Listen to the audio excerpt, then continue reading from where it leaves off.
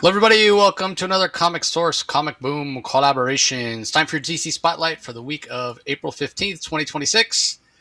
I thought it was a pretty solid week. 10 books this week, 10 books coming next week. A few of the hot books lately haven't been landing for me. Some of the other books that haven't been hot, basically, I'm talking Absolute versus Main. It's been so interesting.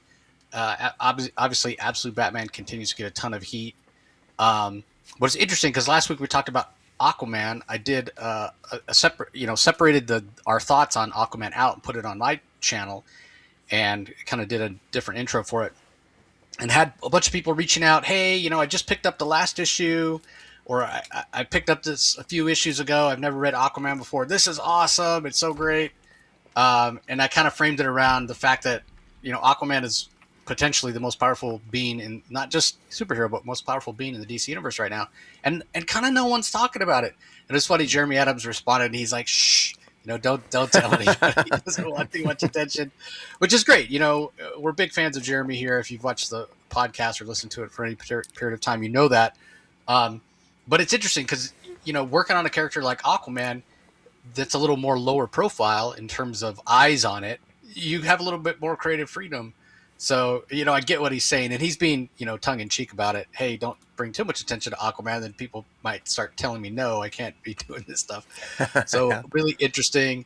It's always tough to decide what to separate out and do short clips of. So, yeah, I talked about Green Lantern Corps because that's been so good as well, and that battle between John Stewart and Parallax was a lot of fun. And then I had to talk about Aquaman. We could have done Supergirl, but also could have done Firestorm, being that it was the first issue. But it's always tough because I know a lot of people are wondering about that. But again, you can always come over here, everybody, watch the full DC Spotlight. You can go into the description and just click on the chapters you want to see just the books that you want if necessary. But then, yeah, you can also check it over on the Comic Source YouTube channel as well. I've been releasing a ton of content lately. That's going to continue. Spawn Daily's back. We're going to be doing a bunch of Ghost Machine content weekly. More interviews coming up as always, and then going to, as I've started to do, and will commit to doing at least one indie book a week and one Marvel book a week, unless it's a week where there's just kind of like this week. This week there's no Marvel book that stood out that I really wanted to talk about. Like maybe could have done Ultimate Wolverine 16, but it's like that's the end of the series basically, and if nobody's been following along, why, as opposed to last week where it was Web of Venom #1, which is a real easy one for everybody to enjoy. So no Marvel review this week, but that just means more independent stuff. But anyway, solid week, as I said, from DC, and we'll get into it obviously in more detail. But what did you think of the week from DC overall, Rocky? I thought it was my top five were easy to pick. It was an easy top five choice for me. I don't think I'm going to be changing my rankings this week, but every now and then you manage to make me change my rankings when I hear your perspective on things. So we'll see. Be curious to hear some of your thoughts. I there was. My standards keep getting raised, and I blame DC for that. So whenever they have a little bit of a downer week, I say, well, I feel bad almost saying it's a down week. It's still better than most weeks I recall DC being like years ago. But no, I thought it was an okay week. There were only arguably, maybe only one that I just was a real misfire for me. The other ones were okay. I thought there was like one was kind of meh. There was four mediocre ones, and there was five that I really enjoyed in my top five. So we'll see. Yeah, it's funny. We don't know what each other's top five is, but Rocky does tell me in no particular order. These are my top five, just so we can kind of focus on those before we start. So I do have some idea, and some of the ones that didn't make the top five for him made my top five, and maybe things have flipped a little. So I think this is going to be a really interesting episode. When I'm looking at my rankings, yeah, there's probably two, maybe two and a half, where I was just like, man, maybe three. I could stretch it to three that I would really say. I wouldn't say that they're bad comics, but that I didn't particularly enjoy. And then there were seven that I thought that were pretty solid. So we'll get into it. As I said, the first book, might have a surprise here right off the top. It's Lobo #2, story by Skottie Young, art by Jorge Corona, colors by Jean-Francois Bellew, and letters by Nate Picos. And like I mentioned, Rocky gives me his top 5. And Lobo, as much as a Lobo fan as he is, isn't one that he called out as being in his top 5 originally. Again, things can change. However, it makes my top 3 this week after being toward the bottom of my list last week. So I'm going to let you go first, Rocky. All right. I was surprised this wasn't in your top 5. Well, first of all, I was entertained by it. And by the way, it's my personal cover of the week goes to Sweeney Boo, which I put, I analyze just, if people don't like the covers that I choose on the YouTube channel to show on the YouTube channel, don't blame Jace, blame me, because I get to put the thumbnails together, so I choose the covers, not Jace. So if they're bad, it's my fault. If they're good, it's also my fault. So in any event, I love this Sweeney Boo cover by Lobo, only because it's so demonstrably different than the type of covers you normally see for Lobo. And I really, Sweeney Boo, if you're familiar with her style of art, she's just not a type of artist that you would associate with Lobo, but she just does such a great job with it. So I just want to give a shout out to Sweeney Boo. That cover, it's great. As for the issue itself, no, it was entertaining. I mean, it continues to be, Lobo is basically hired by this corporation to basically be a bounty hunter, but for like a bounty hunter TV show that's being broadcast throughout the galaxy. And it's very corporately driven. And Lobo has a very hard time being Lobo. Because he's got to follow a corporate script, and every line he says has been like tested with different audiences, and so he's got to do things a certain way. Well, you can see right away why this thing would go catastrophically wrong, because of course Lobo can't follow a script. Lobo is the very definition of putting dysfunction in function, right?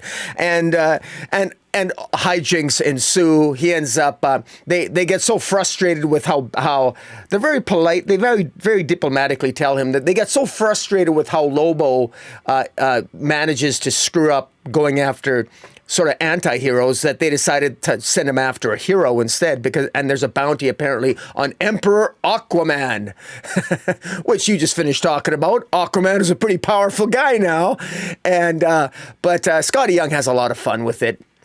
And the battle between Aquaman and Lobo, I mean, it's more on the humor side than anything else, but it's a lot of fun. This reads like a more, this feels like it's entertaining. It's a parody. It's comedy. It's not really to be taken seriously. And yeah, it's funny. Honestly, I have trouble ranking this, if I'm brutally honest with you. So I guess because this almost feels sometimes, when it's so off the beaten path, I don't want to compare it to Harley Quinn, because this is better than Harley Quinn. But sometimes if it feels like a little bit like Mad Magazine in a twisted way, and so I always feel a little bit odd, sort of maybe placing it when I'm ranking it in my head. But no, this is a very good, well put together comic book. It's fun. I just, was I demonstrably blown away by it? Was it something different than what I expected from a Lobo comic? No, it's not. In fact, I was very surprised that this ended the story. This was a 2-issue story, which actually pleasantly surprised me. I was expecting a little bit more destruction from Lobo, if you must know. I thought he was going to be more destructive than he was. I thought there was going to be a little bit more murder and mayhem than there was. But that doesn't mean there's not a lot of murder and mayhem. But it's fun. And it ends up with of course, he's given a costume which makes him look ridiculous, and he ends up ditching it at the end, and you end up with a naked Lobo. And hey, look, on the secondary market, a lot of people are buying up all those bikini issues that show Batman and Superman and Dick Grayson without, wearing bikinis. We got a naked Lobo in this issue, so maybe this will heat up the secondary market. Who knows? But I'm curious to know your thoughts, how this made your top 3. I really am. Yeah, I don't know that anybody, he's so hairy. I don't know that anybody wants to see Lobo without his clothes on. Interesting. A couple of things you said there that really struck me. I love that you said he puts the dysfunction in function, as opposed to he puts the function in dysfunction. That's right, No. Yeah. He puts the dysfunction in function, because he's that kind of crazy out there. And the other thing that you said repeatedly is how fun this is. And that's why it makes my top 3 for the fact that is exactly the word to use. It is so much fun. And you also talked a little bit about expectations. I am predisposed not to really enjoy Lobo books a lot of times because he's just not a character that resonates with me. Um, he becomes one note very, very quickly for me. And what I loved about this is Skottie Young is taking, and he's a huge Lobo fan, and he's taking what you normally expect from Lobo, which is the over the top violence to the point of becoming comical.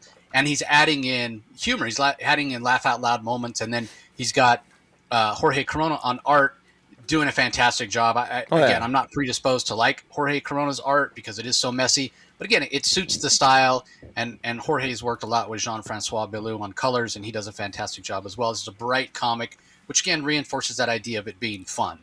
Um, this is also in a way a very meta comic in a couple of different ways when you think about it.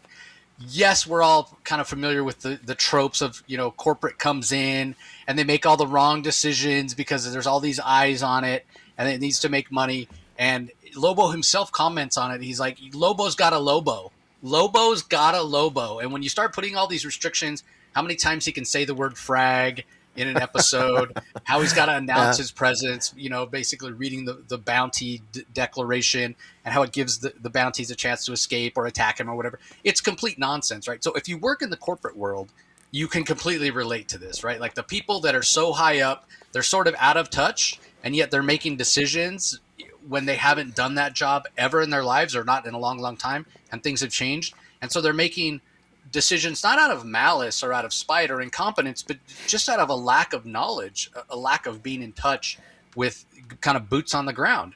The other part of it that you can spin is kind of a commentary on the comic book industry itself, right? Like we all would love if the comic book movies that came out, depicted the versions of the characters that we love and what have you. But again, you have people that are way up making the decisions that maybe don't really have a good understanding of the character because they don't understand comics or they don't understand the comic industry, or even worse, they think they do, but they don't. And it's kind of, one of the reasons I think that James Gunn was such a great choice to head up the DC studios in terms of he's a comic fan. He's read comics all his life, and maybe he can help us get to something that's a little more closely resembling what we read in the comics and what we as comic fans love. So in terms of these muckety mucks making these decisions and trying to direct Lobo and control Lobo and sanitize Lobo for the general audience, like Rocky said, of course it goes catastrophically wrong. And that's the fun. That's the humor when Lobo needs to Lobo and he's just not able to. And so for that reason, that it was such a surprise. I had so many moments where I was laughing and I just thought it was so fun. And it was unexpected. That's the thing for me, that it was unexpected. Because one of the things that is interesting that you mentioned, Rocky, is you said that, was this different than a Lobo comic? What you expected from Lobo comic. And you said, no, maybe I haven't given Lobo a fair shake. Maybe I haven't read enough Lobo, because this did change. It did subvert my expectations. I didn't expect the Lobo comic to be this funny.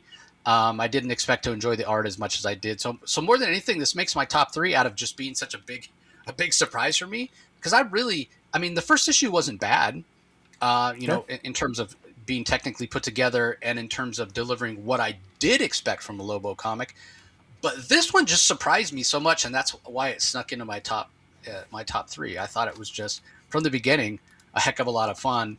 And my favorite cover, and again, this just goes into art being subjective and the fact that he's one of my favorite artists. It's actually the one behind you, behind Rocky's head, everybody, if you're watching this on YouTube. And that's it's a Lee Bermejo cover with Lobo jumping up about to smash some giant robots. So that's the cover. I'm not picking this up, obviously, but if I were to pick up a physical copy, that's the one that I would get, which I normally buy every Lee Bermejo cover, even when it's a series I don't collect. I have very few Lobo comics. This is gonna be one of those when I get to my shop on Wednesday and I see it there in person, and based on how big my stack is and how much I'm spending, maybe I'll pick it up, maybe I won't. But Lobo in my top 3. I'm sure not very many people had that on their bingo card for this week. Mm-hmm. All right, let's move on. Another number 2 issue from a Next Level book. It's the second issue of Deathstroke, the Terminator. This is written by Tony Fleecs, We have art by um, Carmine Di Giamaneco, colors by Yvonne Placencia, letters by Wes Abbott. So this was one that I really enjoyed the first issue, and I thought it was, very amusing to have Rocky say, I was expecting a little more violence. Well, I don't know. They were listening to you, Rocky, because this second issue is all violence all the time. Yeah. But again, I really did not expect to rank this below Lobo, and yet here we are. This comes in at number 4 for me. And partly because as much as I enjoyed the over-the-top violence, as much as I enjoyed, and this is going to sound a little bit cruel, but as much as I enjoyed the traumatic reaction that Slade Wilson had to losing Wintergreen, I'm not reveling in his pain for having lost his best friend, but just what it spurs in him, that he dials it up to 11 in terms of being able to still function while being severely wounded from being shot and being blown up last issue. And yet he's pushing himself to the absolute limit because he is dead set, no pun intended, on finding out who's behind the murder of Wintergreen. And seeing him so driven and seeing him so traumatized by the loss of his friend, it reminds me that yes, Slade Wilson can be a real jerk sometimes. Yes, Slade Wilson leans more toward villain than anti-hero even, that there are things that he cares about deeply. And so I did appreciate that. The Carmine Di Giamaneco, again, his style is not my favorite kind of style, but based on the kinetic action of this issue, I think it definitely works.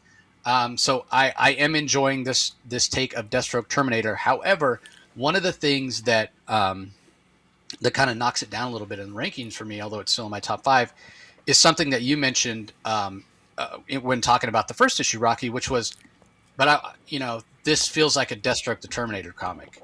Where's the new part of the story? You even mentioned being surprised. Wait, Wintergreen's alive? Haven't we heard this song before? Haven't we watched this movie with Wintergreen, being killed and that being a motivation for Slade? And I didn't get a lot of that in the first issue. I did get some of it, but I did get more of that feeling in the second issue, where as much as I enjoyed seeing the emotion that Slade Wilson was showing for the loss of his friend, it did feel a little bit derivative, more so than the first issue for me. So that knocked it down a little bit. And there is a danger of that continuing, through this first arc. And if that's the case, I can see this title kind of dropping down my rankings, as it were.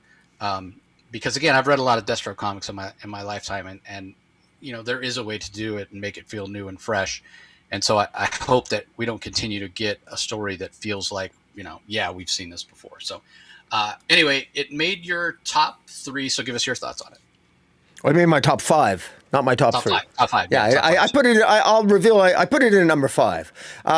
First of all, the end page reveal is pretty awesome. The fact that Deathblow and Deadshot are going to show up and take on Deathstroke is pretty awesome. The violence. There's an exorbitant amount of violence here. I will say this about Deathstroke is that him losing Wintergreen, and again, that's happened before in his past stories. But in this case, I mean, let's be, to be fair to new readers, if most people probably aren't familiar with those past stories, and to be honest, I even forget the details of those, so I could easily go with this, and it's a lot of fun. He's obviously traumatized. Wintergreen is essentially like his father. Wintergreen sets him up, sets him up in terms of getting him contracts and everything else, but is also his father figure in many ways. So it's like losing one of his last remaining friends, because he's got Rose, a daughter, but he's got a fairly dysfunctional family. Wintergreen really is family. What I find, what really makes Deathstroke look like an a-hole here is he's killing these soldiers that are attacking him. And they're in the right. He's clearly in the wrong. They're only attacking him because they said, "Why did you attack us?" He thinks he's rescuing Wintergreen. They don't know what he's talking about. He's attacking he's attacking a police authority or government authority, and so he's rightly. These soldiers are doing their job, saying, "Stop! You're under arrest," and he's killing them. He's mowing them down, and he's being absolutely heartless about it. And he's not. he doesn't appear to be really stopping to think about what they're telling him. I mean, unless he just thinks that they're lying to him, they're saying, what are you talking about? Who's Wintergreen? That type of thing. So clearly, Deathstroke is not only being played, but Deathstroke he seems to be so grounded in, or so messed up inside in grief, that he's not thinking. Because remember, Deathstroke is supposed to have, what was the big central conceit back in the 80s, which was a bunch of hogwash, because we know the science is bunk. We only use 10% of our brain, but Deathstroke uses 90% of his brain capacity, right? Well, that's since been debunked. It hasn't been debunked in the pages of DC Comics. So Deathstroke is supposed to be really smart. But yet you can't figure out he's really being played here. And if he did, he's still killing these soldiers. Now, you might say, well, Deathstroke, that's what Slade would do.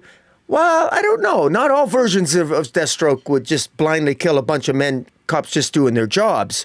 So he's very, very upset here, and he's very angry. He needs to, calm down. But I don't know if he will calm down. Whoever it is that's ruined his life, they didn't just ruin his life. They ruined all his contacts. They've taken all his money. It's revealed here. He tries to find secret places where he has stored his money. That's been lose. He can't find that. He appears to have a voice talking to him that he thinks is the voice, sounds like the voice of Wintergreen, but it isn't, and he's wondering who it is, so he's being manipulated. So something he's really, really messed up, Deathstroke. He's really messed up. And we still don't know exactly why he's this messed up, but all we know is because we've gotten so much violence.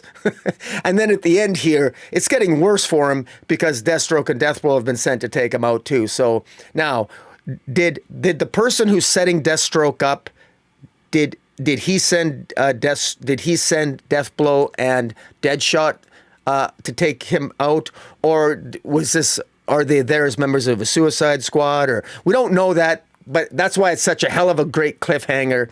And this doesn't have to be a sophisticated story to make me happy. If it's going to be, if there's, if the plot just, as long as we get some plot progression and some cool moments, I'm in. And so I had more fun this issue because we got a little bit more substance to the story, in my view, than the first issue. So that's why I had it in my top 5.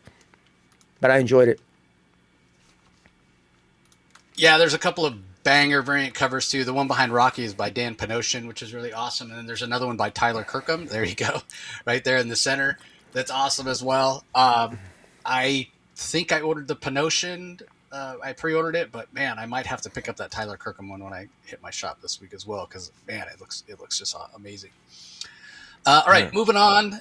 A book that I've been highly anticipating, Superman Unlimited number 12. When I did the clip of has DC fixed John Kent or could they fix, man, it got a lot of views and people have really strong opinions about John Kent. Yes, they do. I want to be clear that when I say fix John Kent, I don't mean change his sexuality back to being heterosexual, whatever. I don't think having John Kent as a bisexual breaks the character. And I don't really have a preference, whatever. I just, if he's going to be in a relationship with somebody, I want the person that he's in a relationship with to be an interesting character. Now, Gossamer, Jay Nakamura is not an interesting character. Dislike the character from the beginning. Don't like John and Jay together. So for that reason, I much rather would see John with Saturn Girl, like Rocky always ships, or Dreamer, or somebody other than Jay, just because I think Jay is a terrible character. But when I say fix John, I want to put that out there because it got a little touchy in the comment section for that video, and I even got rid of some comments because they felt very bigoted. When we talk about fixing John Kent, I'm talking about de-aging the character, and when we de-age John Kent, then yeah, I mean, if he's 10 or 12 years old, I don't think we really need to. It'd be pretty cringy to be even talking about, oh, he likes boys, he likes girls, whatever. He's way too young for that, Okay. So I want to get that out right from the beginning. But there is an aspect to this that I didn't expect. One other thing I should mention is there were a few people in the comments that were like, because I was asking the question, do you want the young John Kent? Do you want the older John Kent? Do you think they both can coexist? Whatever. Most people are like, yeah, both can coexist. If you had to pick one, it seemed like the sentiment was for the younger. But it wasn't until this issue, and I thought Dan Slott did a great job I didn't give the credits. Let me give the credits real quick. Written by Dan Slott, art by Lucas Meyer, colors by Giovanni Peritelli, and letters by Dave Sharp. It didn't, and the entire creative team did an incredible job, because it wasn't until I read this issue, and based on the events that happen, we have the older John Kent, who's under the disguise of Tomorrow Man, because he doesn't want the young John Kent that he's pulled from the timeline, or that, not that the older John Kent did, but that the fifth dimensional imp demon pulled from the timeline just moments after he was placed in the volcano. So he hasn't suffered the trauma of being trapped in that volcano alone, with his only contact being Ultraman for years and years and years, where he ages up. That hasn't happened to John Kent. So we are talking about going to the timeline and pulling a younger John Kent out before all the stuff that Bendis did happens. That's the thing that most people feel like ruined John Kent, right? This can be fixed. But the older John Kent can't let this younger John Kent know that even happened. Otherwise, it sort of defeats the purpose of trying to fix it, right? And there's all kinds of paradoxes that can come in. And yes, time travel doesn't necessarily make sense and all that kind of stuff. We set all that aside. The point being that the older John Kent has to disguise himself from the younger John Kent. And so when he takes the younger John Kent in this issue back to Lois, and Batman and Robin happen to be there, Damian Wayne Robin, and again, in this context, Superman is missing after the events of DCKO, and all of a sudden, this older John Kent, in the guise of Tomorrow Man, is returning younger John Kent to Lois. This is a wish fulfillment thing, right? And older John Kent even saying that, one of the things that happened during the KO tournament, when it was kind of my father's last moments, he was going to have to disappear or whatever. He mentioned, one of his regrets was missing out on seeing me grow up. Now the older John Kent has a chance to rectify that. But at the same time, what an incredible sacrifice the older John Kent is making. He's literally replacing himself and his role in his parents' own life with a younger version of himself. And he hides his identity from Lois as well, although we see that Lois perhaps suspects who he might be. At least that's the vibe that I got. But oh my God, what a terrible thing to have to go through as an older John Kent. I know this is what's best for the young John Kent. I know this is what's best for my parents, but where does that lead the older John Kent? I mean, it's a completely heroic and noble thing to do. And I mentioned, interacting in the comments from the clip from last month, that, yeah, maybe you let the older John Kent keep the guise of Tomorrow separate life, where he's fixing things that have gone wrong in the time stream. Maybe he becomes a member of the Linear Men, or so. I don't even know 100% if they exist anymore. I was reading some 90s stuff. They were a big part of DC Comics back then. But then on the heels of that, I also thought, well, what would have been great is if there would have been a way for Dan Slott to do this so that we as readers didn't even know that the older John Kent was Tomorrow Man. And then what an incredible reveal that would have been later on. Obviously it didn't go that way. Probably too complicated to try to work that out. But I'm more curious and more invested than ever is in the question, does DC keep the young John Kent and take the older John Kent off? Because as much as I was right there with so many of the other DC fans that were saying, no, you've ruined John Kent. I need the younger one. I need the younger one. And as soon as they announced the Tom Taylor John Kent Son of Superman series, I was like, all right, well, now he's got his own series. They can never put that genie back in the bottle.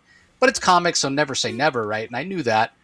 But now that the moment is here, I'm like, the older John Kent has been around. I didn't realize I'd kind of become attached to him in a way.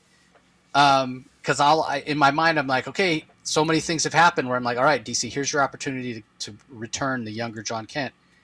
Now they've done it. And now it's like, I'm sort of more attached to the older John Kent than the younger. It won't take me very long before I'm like, oh yeah, this is why I love the younger John Kent. But again, I just feel so bad for the older John Kent. And what's his role now? So that's going to be interesting to see how that all plays out. And don't get me wrong, that is far and away the main purpose of this issue.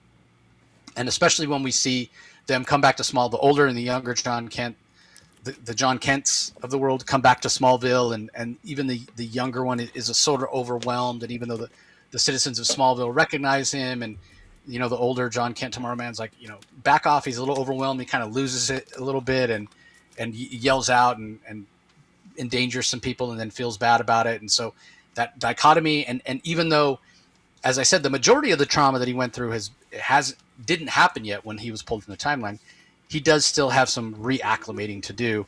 And so there is maybe potential for story there. But that's not all we get from Dan Slott in this issue. We also get a modern version of Beppo. And if you're not familiar with Beppo, Beppo's basically a monkey from Krypton. So he's got Superman-like powers.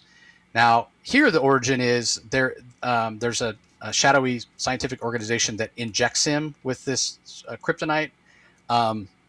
Because early on, we see the island of Caldera, and they're talking about the fact they're becoming less reliant on kryptonite, because the question is asked by Cat Grant, hey, now that Superman's not on the planet anymore, you may not be exporting as much kryptonite as you were before, because there's not all these countries that are, and villains and what have you, that want to buy kryptonite because they're worried about Superman stopping them.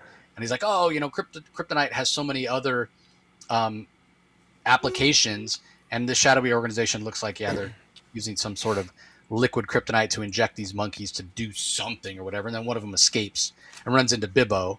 And it's a little bit of a funny back and forth, who's on first moment, where he's like, oh, I'm Bibbo. And he's like, and the monkey's like, Beppo, Bibbo, Beppo, Bibbo, Beppo. But the other thing is, and this might be arguably even more important than anything else that happens in the issue. We'll have to see how the John Kent thing gets resolved. But the fact that Caldero also, and we saw this earlier, this is a payoff of an earlier storyline in Superman Unlimited, when the president was able to capture the codex from Krypton that contained all of the Kryptonian science and technology and what have you. So it's one thing to have the kryptonite to use to create things and be able to stop Superman or whatever, but it's a whole nother thing to have access to advanced Kryptonian technology, which the island nation of Caldera now has. So again, based on how the John Kent, young or old, gets resolved, the fact that Kryptonian technology is now available on Earth could be of even more lasting impact. We'll have to wait and see. But a lot packed into this issue. Gorgeous art by Lucas Meyer. No knock against Raphael Albuquerque, who did the first few issues, but this feels like a Superman comic with Lucas Meyer drawing it. And the coloring, it's so bright and vibrant. I continue to love the design of the Tomorrow Man, of John Kent's costume.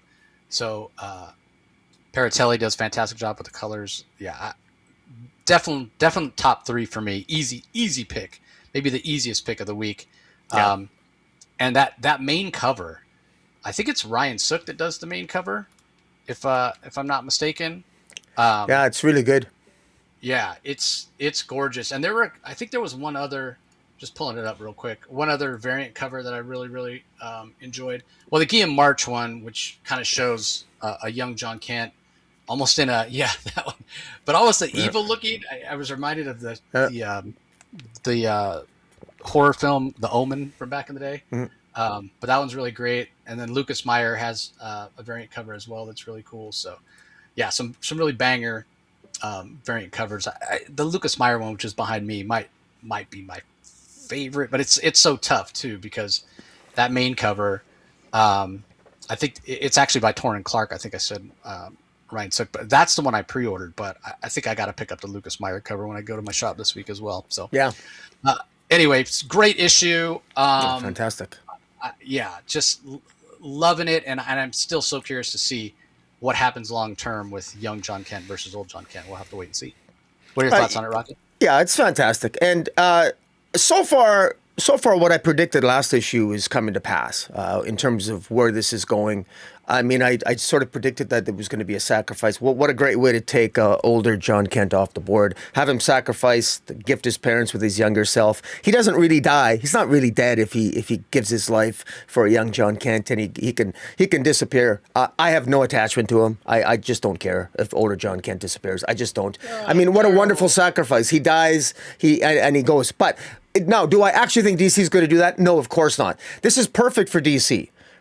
because this way they have a young John Kent and an older John Kent. They have an older John Kent, which, quite frankly, he's probably one of the most influential and significant Pride characters in DC. So I don't think they want to get rid of him. And he does have his people who love who he is, and he is the son of Superman, and he's made a lot of sacrifices. And I think losing their older son, older John Kent, would be very cruel to Lois and Clark. But also, they're younger. Having both, I think, is pretty cool. I find it very interesting, and I think it's an odd plot point. I don't know why. Why is older John Kent hiding his identity? I can understand why he's hiding his identity to young John Kent. There's no reason to hide it from Lois to Batman or Damian. There's just no reason for him to do that. So it seems a little bit odd, but I can understand why he's hiding it from young John Kent, his younger self. But at some point, they're going to have that family talk. But anyways, I love it. I do love it. I have no problem if older John Kent and young John Kent remain and they're brothers and they're going to move forward, because it's just one of those multi-universal anomalies. I mean, don't forget, the Huntress is a multiversal anomaly. Power Girl is a multiversal anomaly. Arguably, Hawkman is a multiversal anomaly. We have characters that are multiversal and anomalies in mainstream continuity that frankly gives you a headache trying to make sense of their backgrounds. So we're just going to have another two in the Superman family. So it's not that big a deal. And so I don't mind it for that reason. Some of the more interesting moments for me, I really like that Batman and Damian showed up. And what I thought was interesting is Damian is extremely suspicious of this young Damian. He's very suspicious. And at the end, Damian is even building a kryptonite batarang for use against this. And even his father, Batman, says, "Good boy." A healthy bit of paranoia. You got that from me, kid. That's good. And I just thought that was really interesting. Now, I'm really hoping this isn't misdirection. One of the most poignant scenes for me is, and this is so telling, and I think, Lucas Meyer, you nailed it. My favorite page, and if I could own a page of Lucas Meyer's art, it would be the page where Lois is complete silence. She just says John, and she holds young John Kent, and she's crying. She's got hard streams of tears coming down her eyes, and that's witnessed by the older John Kent. If there was any doubt that the greatest loss for parents is losing a child, this is it. And she did lose John, even though she's got the older John back. How can she not? The last time she saw her young son was exactly how he looks now. So, and the last time John saw her was, and so that is such a powerful moment, especially if you're like you and I and so many fans who love the Super Sons. That moment, this moment right here, the reunion between Lois and young John Kent, that to me is, speculator alert. If this is a massive, to me, like I've got two of the covers, so I've got two of the issues coming for sure. And anyways, I thought it's just very powerful. And as a fan, I love this. I don't care what the secondary market does. I love this, and I appreciate the sacrifice that older John Kent is making or will make. I don't want him to die. He can stay in the mainstream DC universe. I just love the fact that we're getting him back. I love the fact already I'm anticipating what's it going to be like when Damian and young John have further adventures together, when they have that inevitable conversation or talk. And it's just, there's so much that young John Kent needs to catch up on, and already there's so much I'm looking forward to. And imagine how young John Kent feels. He sees this Damian who's a little older and sort of angry with him when they used to be best friends. And it's, anyways, I love it. I love the issues. You talked about other aspects in the issue which were good. Bibbo and Bebo. Bibbo the chimp. I really don't care about Bibbo or Bebo. I just cared about young John Kent here, and I thought it was very well written by Dan Slott. Kudos. Lucas Meyer's art's fantastic. And yeah, just easily my top 3 this week. Well, let me first of all say the easiest way or the best way to keep a secret is one person can keep a secret, 2 people can't, that old cliche. Yeah. So I understand the older John Kent not wanting, it wasn't really, the opportunity didn't really present itself, but, again, if he's worried about it affecting the fact that everything that happened, and he's older and he coexists alongside, and he doesn't want the younger to know. I can completely understand why the older one doesn't say anything. I get that 100%. Yeah. As far as what's happening with, I mean, you're kind of talking about it as a foregone conclusion that the younger John Kent stays. Now, I do want to remind everybody. Yeah. I will be devastated if this is all a misdirection. I'm going to be devastated. This is written. I'm going to put this theory out there because I want to remind everybody that this is written by Dan Slott. Yeah. Superior Spider-Man, kill Peter Parker, get hate mail, Dan Slott. That's a good point. So if anybody's going to pull a switcheroo and wants to, devastate comic book fans and gets a little bit of perverse delight out of it, it would be Dan Slott. And don't forget, I mentioned it at the beginning, we saw it last issue, it was through a battle with this fifth dimensional demon who considered himself to be the arch nemesis of John Kent that the younger John Kent came back, right? Yep. Now, again, this is a creature from the future that older John Kent had not even met yet.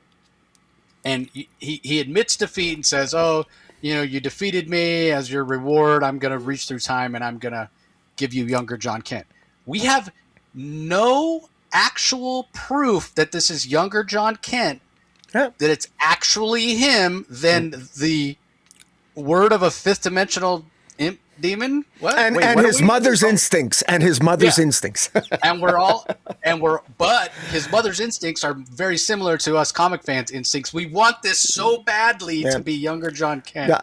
I'm going to add to your comment. If you look at the variant cover of Guillem March this month, it shows a fifth dimensional looking young John Kent. So maybe that's a sign of what's to come. Maybe he is just an imp. Maybe that's not young John Kent. That might be a tease.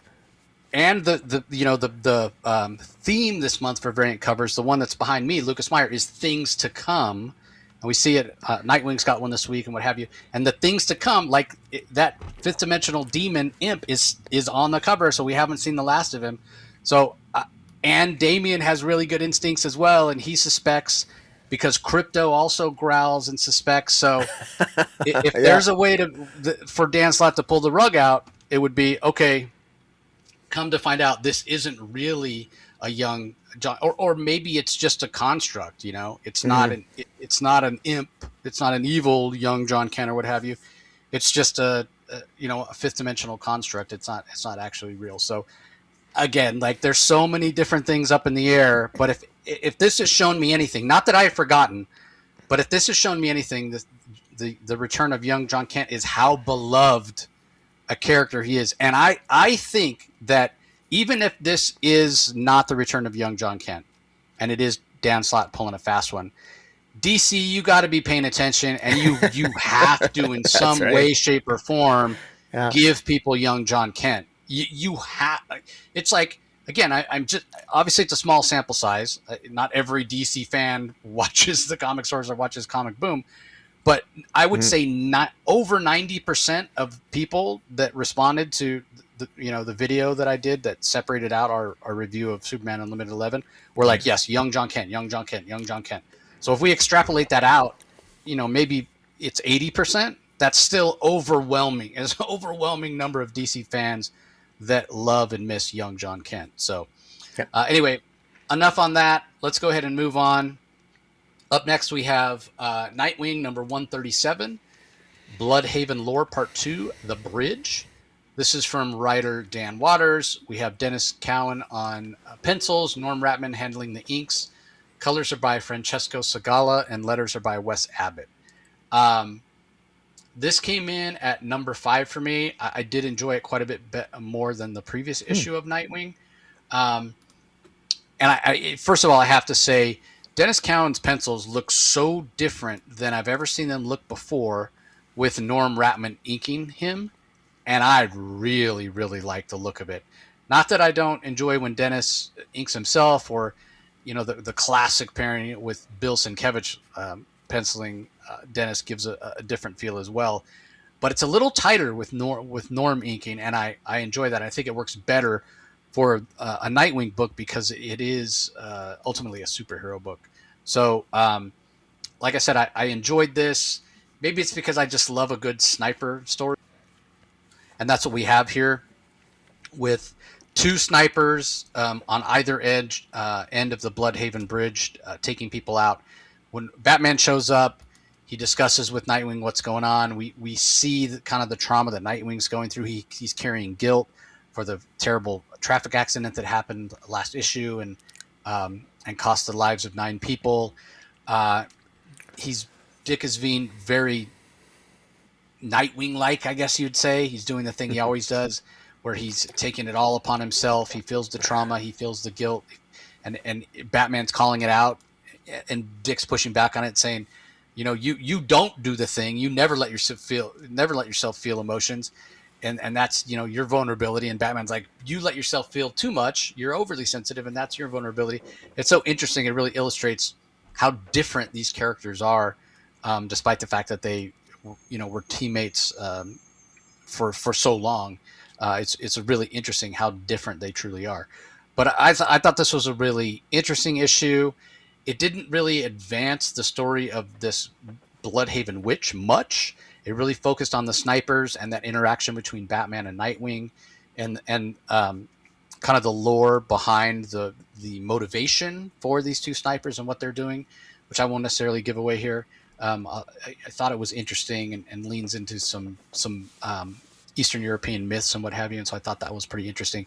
So in terms of that, being a little bit of an esoteric type story and not a straightforward superhero story, it is what I come to expect from Dan Watters from time to time, and it's why I wasn't sure if he would work as the writer of Nightwing.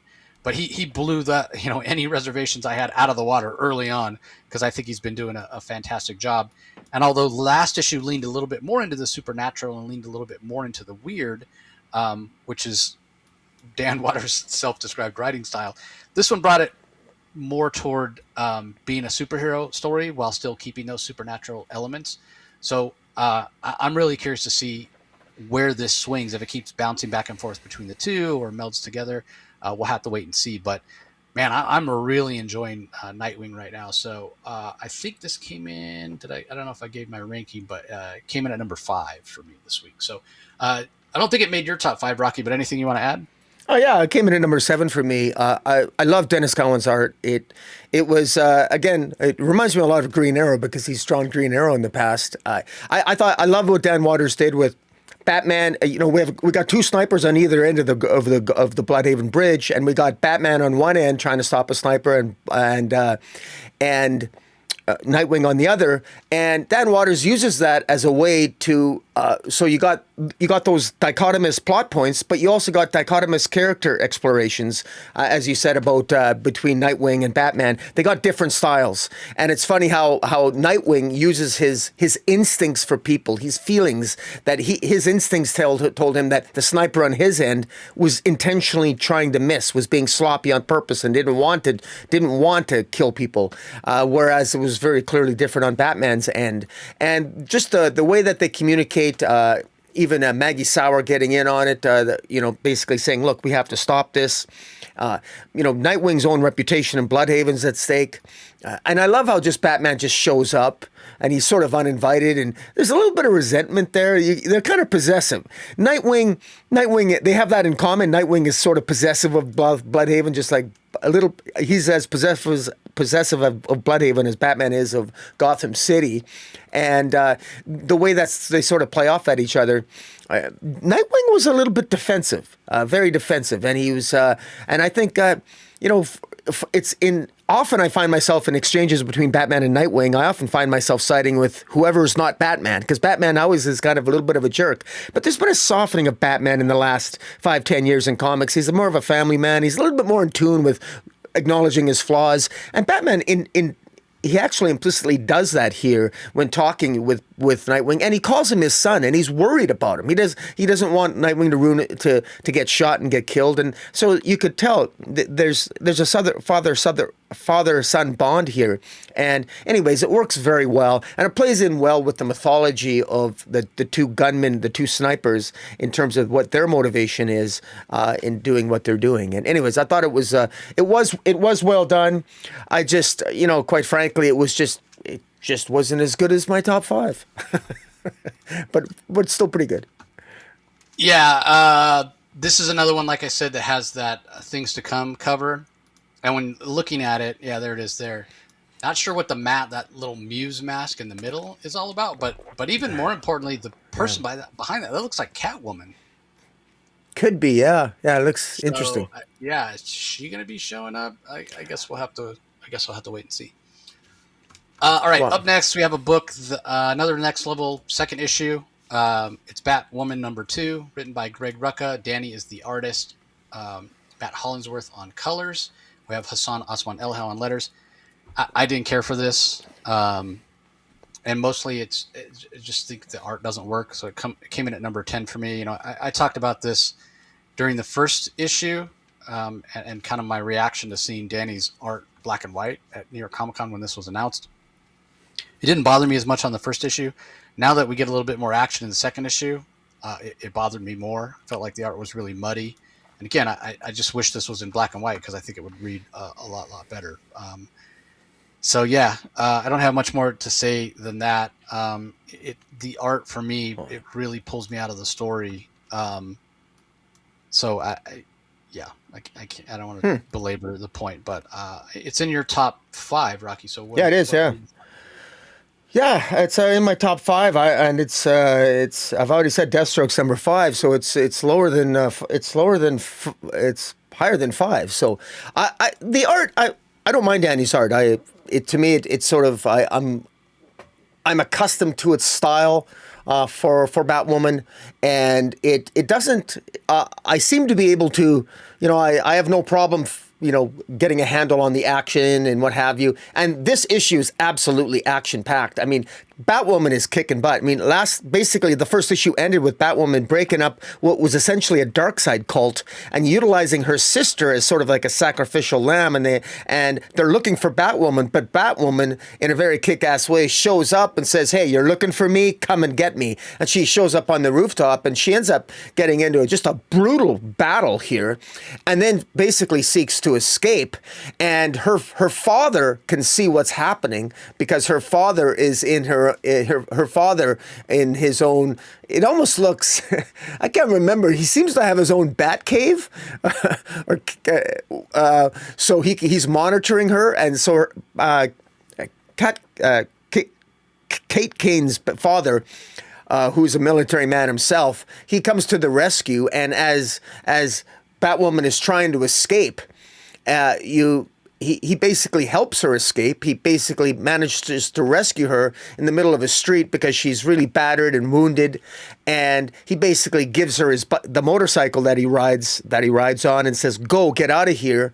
And he's willing to sacrifice his life because these guys are threatening her father, and basically surrender. And then Batwoman does something very out of character, that she takes out a gun and she kills the person threatening her father. She kills them. And now what have you done? Indeed, is this a darker turn for Kate Kane Batwoman? This doesn't appear to be she doesn't. I don't think she's under the influence of any drugs. This is not a hallucination. That I don't think this is a alternate. This actually happened, unless there's some bullets in the gun that didn't happen, that aren't lethal. It looks like she basically she's used lethal force here, and that's not something we're accustomed to seeing. So it ended on a note that I'm like, wow, I thought that was pretty cool. What's going on? I'm curious to see where Greg Rucka is going with this. He introduced that Darkseid cult in that opening issue. I'm really curious to see where this goes. What's the connection? Why is Batwoman so important? Why was her sister so important? Why is Batwoman so important? Don't really know. We in the middle of the issue, there's 2 other characters that we're sort of introduced to that have their sights on Batwoman. We're not really sure, but they have to do with it has to do with artifacts and worship and some I'm sure some other scheming that will be revealed in future issues. But anyways, I'm enjoying this. I really enjoyed this, and again, I enjoyed it more than Deathstroke just from the story, and I think that I think that the art, I don't mind the art. I guess it's an acquired taste perhaps, but it's something that I've gotten accustomed to. And I remember the last time I by the way, a quick note, the reason why I was initially turned off by Dani's art, I'm pretty sure it was because Daniel picked, there was a backup feature in Detective drawn by Dani, and it was written by Dan Waters. Well, either maybe Dan Waters, but I couldn't understand. I had a hard time interpreting the story, and it wasn't Arkham New World. Right. It wasn't the fault of the artist, Dani, and I'm seeing that more and more here because I find her to be a competent visual storyteller, at least so far in these opening 2 issues. Yeah, she's a great storyteller, and again, I think her art in black and white looks brilliant. Her art just shouldn't be colored. Continue to feel that way. But anyway, in terms of art, I mean, Kate Kane is Batwoman is such a visually striking character. And you can see that in a couple of variant covers. Right there in the center, Stefan Sejic, amazing cover. And then behind me, there's a Jenny Frison variant that's awesome as well. All right, up next, a book that's in neither of our top 5. New Titans, number 34, written by Tate Brombal, Sami Basri on art, Adriana Lucas on colors, Tom Napolitano on letters. I think this came in at number 9 for me. Yep, number 9. One of the things I did appreciate about the issue, we find out who's been manipulating the Titans. We saw last issue. It was a bit of a Groundhog Day setup where they kept kind of reliving the same day, same events over and over. I'm glad that Tate didn't drag it out. Basically, we have a situation where Cyborg, Vic Stone, because of the events of the DCKO tournament, has been split into 2 entities. That's actually a really cool idea. He's never really been 2 entities, and I've never thought of his the cybernetic part of him, the mechanical part of him, as being his own separate being. But that's what's happened here, and that's interesting. That he is choosing, sort of in a Skynet kind of way, Skynet from the Terminator, and having this artificial intelligence that's like, it wants so badly to protect humanity that the way to protect, in this case, the Titans, is to keep them trapped somewhere, kind of like, I don't want them to be harmed, I'm going to put them in this glass bottle. And then seeing the aspect of Vic Stone that has no superpowers or abilities anymore, still acting very, very heroic. So I enjoyed that aspect of the story, but that's about the only aspect that I enjoyed. I thought the art was okay. I think Sami Basri, the way that he is depicting and illustrating the Titans, makes it feels like there should be new Teen Titans because they look significantly younger, and the way Tate Brombal is writing them, they come across as a little bit younger than they have been in the previous 2 runs. So yeah, this. I mean, it's only 2 issues in, so we'll see. But also, I'm not particularly interested in any of the other new Titans that are coming in, right? We have John Kent Superboy, which is another, having him join the Titans is kind of another clue that the older John is not going away. Otherwise, what are you doing? Yeah. The Red Devil is I think a lot of people are not even going to know who he is. I don't care much for Stephanie Brown at all. I find Yara Flores still to be unlikable. So, yeah, this definitely is not aimed at me. It's not landing for me, so that's why it comes in at 9. So yeah. Anything to add, Rocky? Yeah, I apologize. I can't access the box at this time. Hint, hint. But in any event, the opening issue here by Tate Brombal was a significant miss for me. As I criticized that issue, we saw more of the coffee maker than any other character, and apparently the coffee plays a significant role in this issue. You don't drink the coffee at New Titans Tower or New Titans because whoever's they're being mind controlled, and then of course these newer Titans are coming in trying to rescue them by spoiler Yara Flora and John Kent, and I just don't feel I'm really interesting that Cyborg is infused with alpha energy. I mean, I thought, isn't that supposed to be omega energy? I mean, Superman he lost all. Superman got lost. He won the Omega King tournament. He became King Omega. He was infused with Omega energy. All the Omega energy returned to all the contestants. But now it says apparently Cyborg got Alpha energy instead of Omega energy. I don't understand the logic of that, where that came from.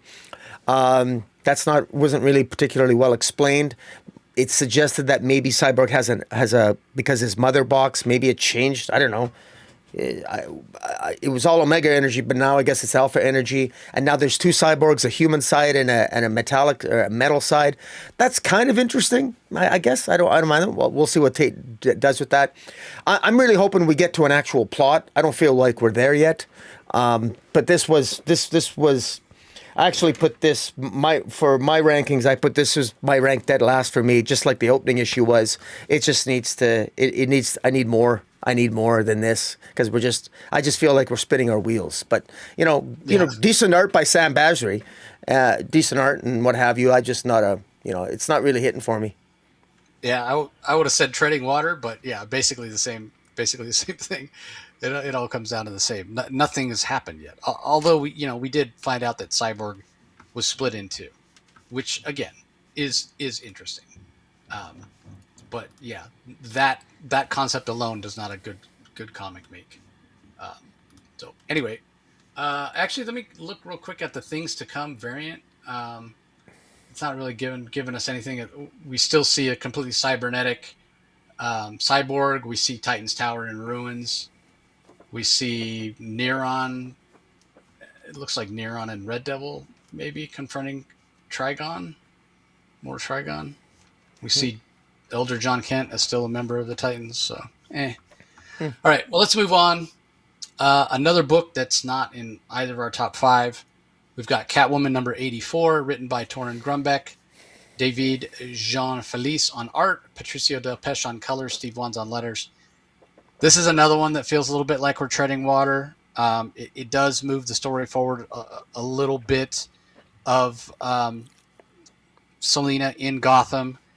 It looks like Black Mask is fighting back against her, and that dynamic is going to be interesting because Black Mask has kidnapped Holly Robinson, knows the pressure points, knows where Catwoman is vulnerable. She herself may not be vulnerable, but the people that she cares about may be vulnerable. So we'll see how that all plays out. Again, this issue just feels like a whole lot of setup. So it's not bad per se, but we just haven't gotten to the good part yet, as it were. So it comes in at number 7 for me. Yeah. Anything to add? Yeah, I put it in at number 6 for me. This almost made my top 5. What I like is that at least a lot of the I wish the Grombek is Grombek a man or a woman?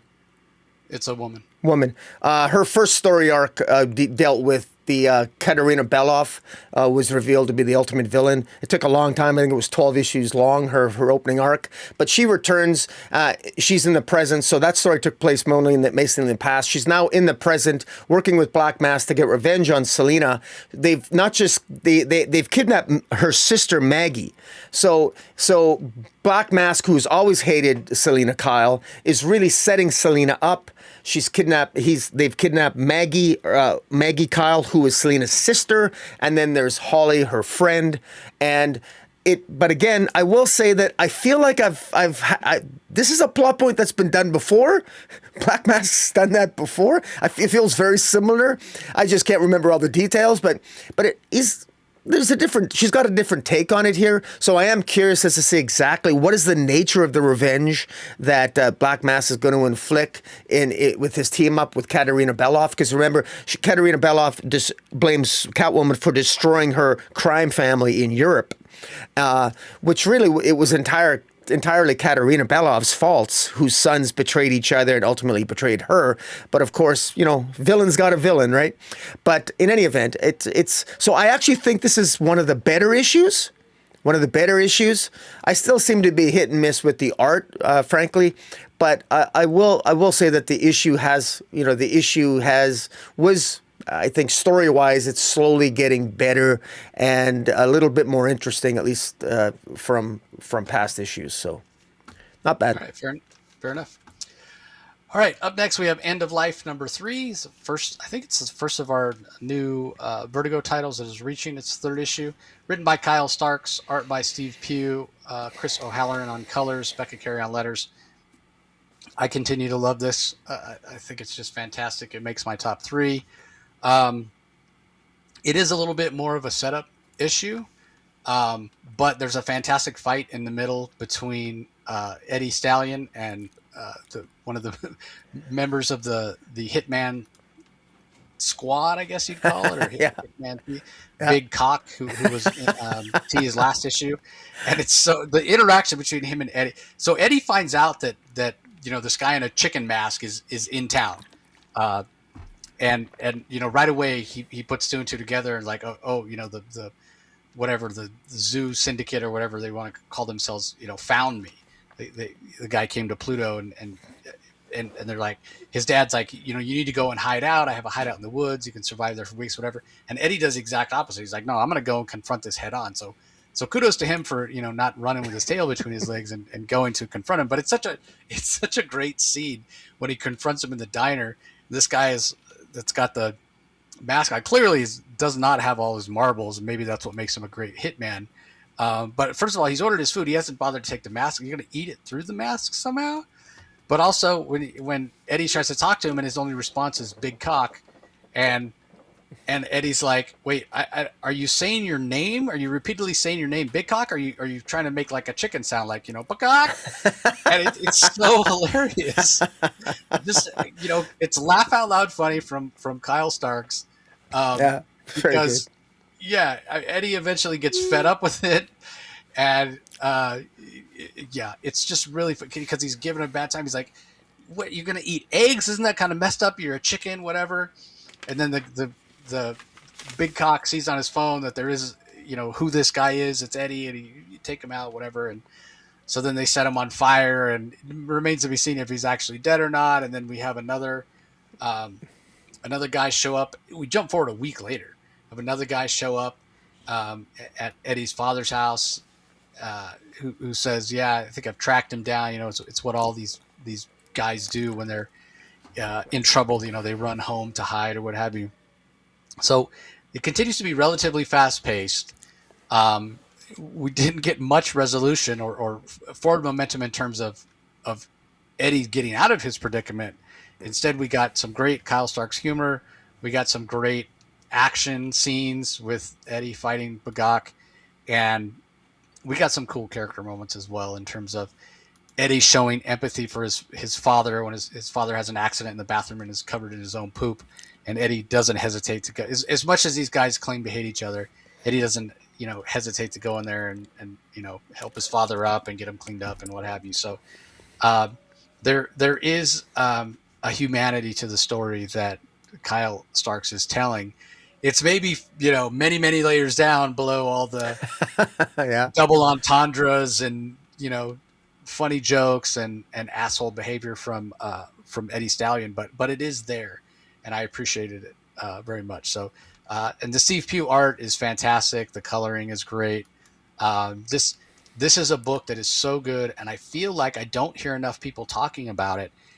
But I know it's hitting and I know it's selling because it got announced this week or maybe late last week that the first issue sold out and is going back to a second printing. Or that actually might have already been announced. And maybe I'm thinking maybe the second printing of the first issue actually comes out this week is what I think it is. So anyway, all that being said, not enough people are talking about it, but apparently people are picking it up and buying it because, like I said, the first issue did sell out. So this was in your top 5 as well, Rocky. So give us your thoughts. This was in my top 3. I love this. This was really good. It's not just that the action is fantastic, but it's supplanted with it flows from humorous moments and serious moments, but laugh out loud moments. Like I said, it's funny, and then really the character moments sort of almost take you. It's like I was taken aback. Like, oh, this is actually kind of deep, and I actually felt this because I had, God bless my mother. she's got COPD, and she's shall we say, she's at the end of the hero's journey, so to speak. And I can say that because she talks openly about it. And so I got a little bit of the feels when he's caring for his dad. Because they treat each other badly on the surface, but underneath the surface, there's love there, and he's cleaning up his dad's poop and everything else, and it really is something. And it took me back because in the first 2 issues, it was established him and his dad really don't get along. I was actually a little surprised that he would actually clean up his dad's poop. I would have expected him, based on the previous 2 issues, to say, "Hey, you made a mess, idiot," and slam the door. But he didn't. And that really made you feel that, yeah, okay, because he found out last issue his dad's dying of cancer. And that changes things. It just does. It's sad to say that you got to get a diagnosis like that for sometimes for it to change people's behavior, especially when it's family. But that's real life. That's character moments. And that's what we got this issue. And it really hit for me. And so not only did I get the feels, some really poignant moments, but I got humor and I got action. And this, I'm gonna even throw out here that it made my top 2, not my top 3. I really enjoyed this issue. All right, fair enough. We'll see. Book of the week. We'll have to wait and check it out. All right, so up next, another book that didn't make either of our top 5. So again, like I mentioned, I know Rocky's not the exact placement, but I know his top 5 ahead of time. Not surprising that this wasn't in there. Well, what might surprise a lot of people is it not making my top 5 either, because I've been a pretty big fan of Tom King's Wonder Woman run.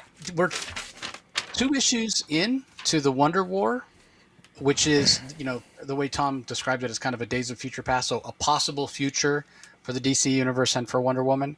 But 2 issues in, this is just not. I just don't like it. I kind of feel like, knowing that it's a little bit of a possible alternate future, but only a possible one, I get a little bit of the feeling of so why should I care? Like, why am I reading this? And it does feel like it's moving a little bit slower. And the other thing about this issue that I didn't care for is that I really don't like when comics do 2 narratives. I used to be able to do it when I was a kid, and I wouldn't even notice it.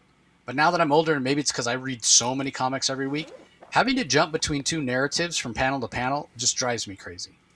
Where it's like, here's a story being told in maybe in present time, and here's a story being told in the past. Or maybe they're both being told in present time, but it's literally jumping from one plot thread to the other plot thread from panel to panel.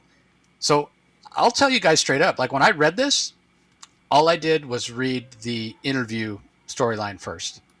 It's the matriarch. She's, president, ruler, whatever you want to call her. And she's being interviewed by a reporter. And I just went through and I read all the panels that had that. And then I went back and I read all the panels that had Wonder Woman and Trinity and their battle on Paradise Island and what have you. And again, maybe it's just me, but it's like I don't have the brain space right now to be reading this and trying to keep it straight from one plot thread to the other. So I don't care for when people do that. I don't care who the writer is. But yeah, treading water, we've used that phrase a couple times. This also feels like treading water here. This is just not working for me, and I'm gonna leave it at that. Yeah, I'm going to. I ranked this. I put this in at number 9 for me, but I just want to. I'm actually going to. It is interesting. There are interesting elements to it, and because back in the day I would really dissect this issue, but I do want to say some points that are potentially that I just want to bring up. Matriarch in her interview to this reporter, she indicates we don't get a lot of information. One of my criticisms is that Tom King continues to have these time jumps showing, going back and forth, as you said, but then we're not really getting a heck of a lot of information. Matriarch says to the interviewer, we know she's a daughter of an Amazon and an American. obviously there was Emily and the Sovereign. She's the daughter of the Sovereign and Emily. She claims never to lie to people, that her word is unbreakable. If you want, you can maybe see some analogies to a certain U.S. president, but maybe not. I will point out that she basically made the White House look like Disneyland. I don't think the current president's going to make the White House look like Disneyland, but you never know. Give him a few more months of dementia.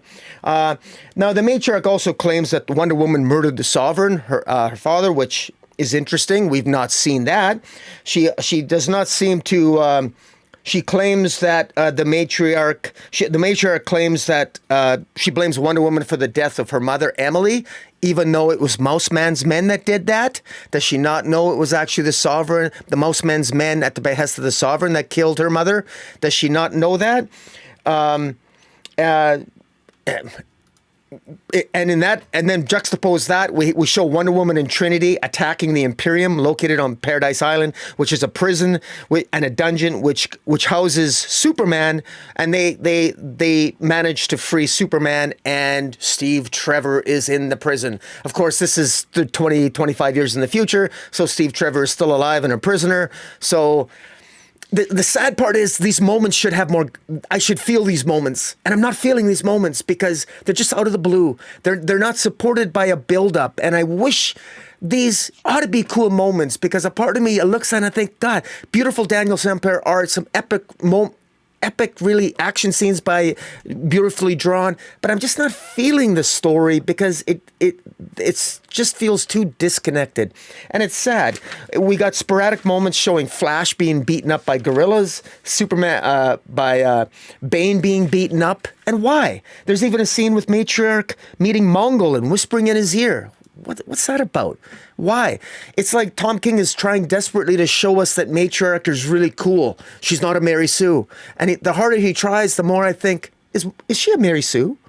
I just, because I don't really feel that she's earned, the power ring she has, or the magic lasso, or the sword she has, or the Legion ring she has. We were just shown this. We were just told she had it, shown this. We don't know how she got it. So there's a real cool story here. It's just the scenes that we get of this story, I wish we'd see more of those scenes. So I don't want to say this can't be a cool story. I just wish the way it's being told and paced, it's just not working for me either. But I can't deny that it's got my attention. Yeah, we're definitely getting snippets, and we need it filled out, basically. And maybe it will in future issues. We'll have to wait and see. I'm glad you mentioned the Daniel Sampere art. I wanted to point that out as well. It continues to be a gorgeous book to look at. And the other thing that you mentioned that I'll comment on is, the Sovereign, the claim that she murdered the Sovereign. The Sovereign's the kind of guy that would kill himself and leave a suicide note blaming somebody else. It's a thing. You can look it up if you really want to be traumatized. Revenge suicide. It happens a lot in abusive relationships when the person that's being abused finally has the strength to extricate themselves from that situation. And then it's like sort of the last desperate act of the abuser to then kill themselves and blame it on that person. So in the hopes that they're going to carry it around for the rest of their lives. That's the Sovereign, to a T. So I could definitely see that being the case here, where the Sovereign killed himself in prison, and, Matriarch's going to spin that to be, Wonder Woman killed my father. So. All right, up next, little, I don't want to say polarizing, but divisive, maybe. To no one's surprise, probably, this is not in my top 5. It comes in at number 8. It's Absolute Batman 19, but it is in Rocky's top 5. It's the biggest comic on the planet. I can't deny that. It sells, upwards of 300,000 copies every issue, which I find to be fascinating, partly because people are buying it on spec, speculating it's going to be worth stuff later on, it's going to have value later on, because every issue, which is part of the thing that I dislike about it, I'll get to, every issue is the first appearance of somebody. But guess what? The whole idea of comics being worth money, it's supply and demand, right? Part of the reason there's so many issues is because although DC themselves are not putting out more than, 3 or 4 covers, they're letting retailers put out retailer exclusive covers. So I think this issue has something like 60 variant covers when you factor in all the different retailer variants. And that's part of what makes, because if you do a retailer variant, I think you're required to order at least 1,000 copies. So that's part of what pushes the numbers up so high, and we get 300,000 issues, or 300,000 copies per issue. But again, you wonder, is this really going to hold value long term when there's hundreds of thousands of every single issue? Like I mentioned, every issue seems to be the first appearance of somebody. In this case, Scarecrow. And I'll let Rocky talk a little bit more about the story, but all I'll say about him showing up here is his part in the story in this particular issue feels like the Scarecrow shows up in this issue just to be a first appearance of the Scarecrow, just so we can have a first appearance in this issue. Because it doesn't really, and it does set up the Scarecrow later on to be perhaps a threat to Batman or what have you. But it just feels so unnecessary. It feels like it didn't need to be here because it doesn't connect to the rest of the story. It's just future setup. And again, when every issue is for another first appearance, like we're burning through all these villains so quickly, I just don't understand why we can't take our time a little bit more. Like other, like Green Lantern's doing the same thing, right? As opposed to other things like Wonder Woman and Absolute Wonder Woman and Absolute Superman, which seem to be taking their time. The other thing is, it was teased and marketed and whatever, big character death, big main character death in this issue. And it does happen, and it is shocking. And it happens to be one of my favorite Batman family characters.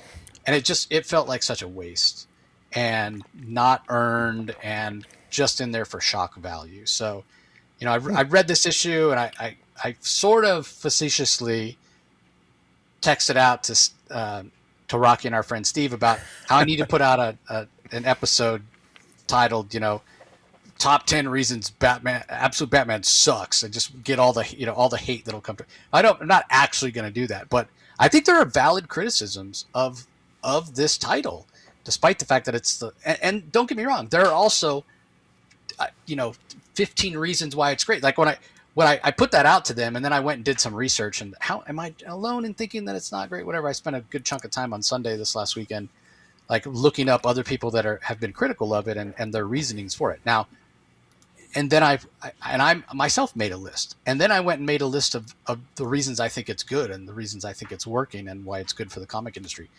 And in the interest of full transparency, my critique of the things I don't like about it is maybe like 5 things. I could narrow it down to 5 things, and I could dissect those 5 into more and make a longer list if I had to, but really like 5 core things. And then when I think about the things it's doing right, the list is like, I can easily get to 15 like really quickly. So even myself, I recognize the good of Absolute Batman well outweighs the bad of Absolute Batman. But it's just, for me personally, the things that I care about most and want to see most in a comic happen to be the things on the list of 5 rather than the things on the list of the 15. But I also recognize that most people are not that way. The things that they want out of a comic are much more likely to be in the list of things that Absolute Batman is already giving them. But that's a long-winded way for me to say this came in at number 8 for me. I didn't particularly enjoy it. The art was really good, as it continues to be. It's got some fantastic covers, and it has some really shocking moments. But yeah, it's Batman. Absolute Batman continues to not make my top 5. Wow. So anyway, it made your top 5, Rocky. So give us your thoughts. Oh, it made my top 3. I think this is fantastic, and it's. I guess I don't. You and I could get into a healthy debate on like some of the way you feel about this comic. It's a little bit silly to get into a debate too much on how you feel and how I feel about it, because feelings are feelings. I love the high adrenaline pace of this comic. There's so much in Batman mythology. I don't care if we're racing through all these characters and all these different concepts. I'm enjoying the ride. I'm enjoying it, and I'm not worried that Scott Snyder's going to run out of ideas. I'm not. But we'll see. We'll see, right? But this issue is called The Straw Man. And what a fantastic title for this issue, because the Straw Man is Scarecrow.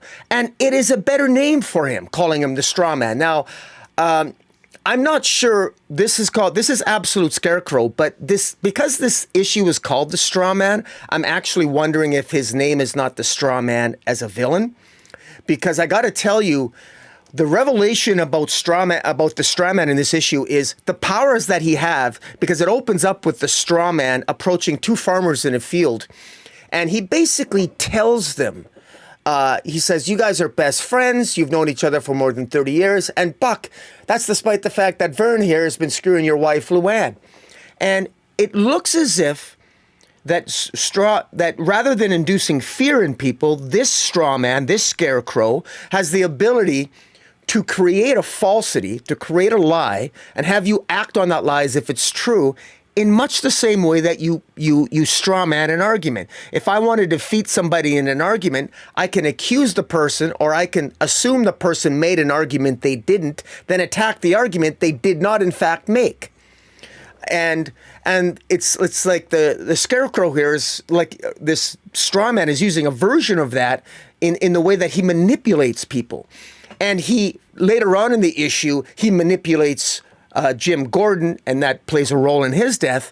But it's also suggested and hinted at that this scarecrow could be the one responsible for Thomas Wayne's death, because the file that Jim Gordon gave Bruce Wayne, gave Batman on a rooftop, has a part of the file, and they just show an excerpt from it.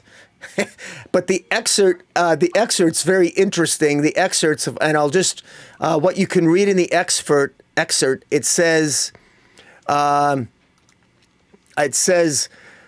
something canine, the zoo were, and then looks like the words manipulation.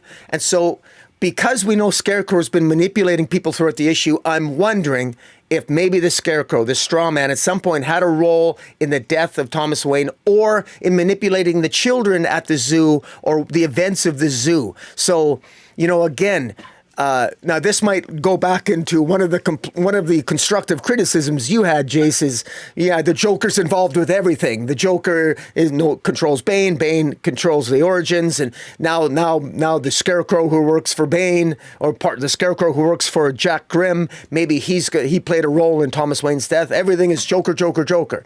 So maybe that's a constructive criticism. I don't mind that. I like it. I think it's pretty awesome. There is Waylon Jones. By the way, I love that you just threw it out there that played a role in Jim Gordon's death. Like, it's a huge thing, and you just threw it out there like, oh, by the way. Well, yeah. Well, I'm just saying, this is a spoiler review, but I find this awesome. Like, the death of Jim Gordon shocked the hell out of me, because I thought that Jim Gordon on this rooftop was going to warn him, saying, "Look, I can't find your mother. She's involved." I thought maybe the file would say that would have something to do with the Court of Owls, but it seems not, or maybe it does, because Batman never read all of it.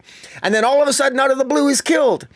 It's like, whoa, what the heck's going on here? So it looks like Jack Grimm, and that's the other thing. At the beginning of this issue, so much is crammed. This is arguably more is cram-packed in this issue than any other Absolute Batman issue. Arguably. This is a contender for one of the most information-filled, plot-filled issues, because at the beginning we have Jack Grimm, Jack Grimm the Fourth, beloved by the citizens of Gotham.